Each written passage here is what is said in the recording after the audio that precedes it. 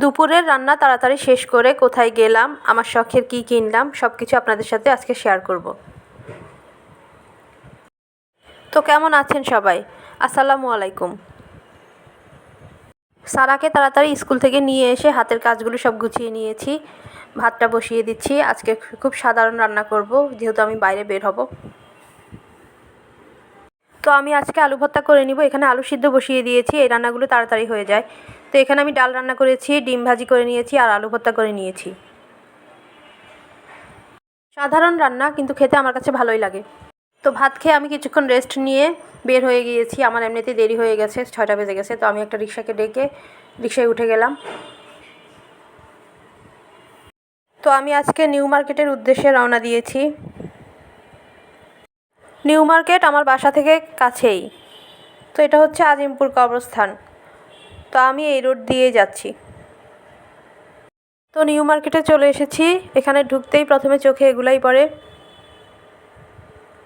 তো নিউ মার্কেটে আসলে তো একটা কেনার উদ্দেশ্যে আসলে আরেকটা কেনা হয়ে যায়। তো আমি আসছি আমার পার্সোনাল কিছু জিনিস কিনবো, এরপর মেয়েদের কিছু জিনিস কিনবো, তারপর আমার হাজব্যান্ডকে কল দিব। তার অফিস এখানেই এলিফ্যান্ট রোডে। তো তাকে কল দিলে সে চলে আসবে। এরপরে আমি আমার শখের জিনিসটা কিনবো, কিনে একসাথে বাসায় ফিরে যাব। আগে এখানে সস্তায় অনেক কিছুই কেনা যেত, কিন্তু এখনকার ব্যবসায়ীরা কী করে, একটা দোকানে এক দাম বললে সেই দামই ধরে রাখে সব ব্যবসায়ী। এদের সাথে কোনো দামাদামি করা যায় না।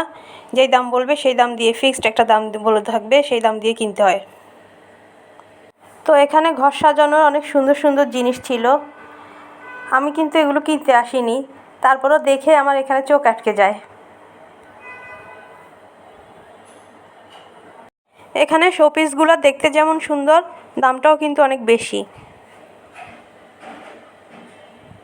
তো আমার সব কিছু কেনা শেষ হয়নি, আমার দেরি হয়ে গেছে, আমাকে আরও একদিন বের হতে হবে। তো যা যা কিনেছি বাসায় গিয়ে শেয়ার করব। তো আসার সময় পুরি নিয়ে এসেছি, এখন আমরা পুরিটা খাবো। এরপর আমি এখানে বক্সটা খুলে আপনাদের সাথে কী কিনেছি সেটা শেয়ার করছি। তো এখানে আমি 4 পিসের সার্ভিং ডিশ কিনেছি। 3 পিসেরও সার্ভিং ডিশ আছে, তো আমি 4 পিসেরটাই কিনেছি, এটাই বেশি কাজে লাগে। আর মেয়েদের জন্য কিছু ঈদের কেনাকাটা করেছি, কিন্তু সেটা তারা দেখাতে চাচ্ছে না। তাদের নাকি ঈদের আনন্দ শেষ হয়ে যাবে, সবাই দেখে ফেলবে, তাদের ঈদটা শেষ হয়ে যাবে। তো আমার আরও কিছু কেনাকাটা ছিল, সেগুলো আর আমি অনেক রাত হয়ে গেছে কিনতে পারিনি। আরও একদিন বের হয়ে সেদিন কিনে নিব, আপনাদের সাথে তখন শেয়ার করব। আল্লাহ হাফেজ।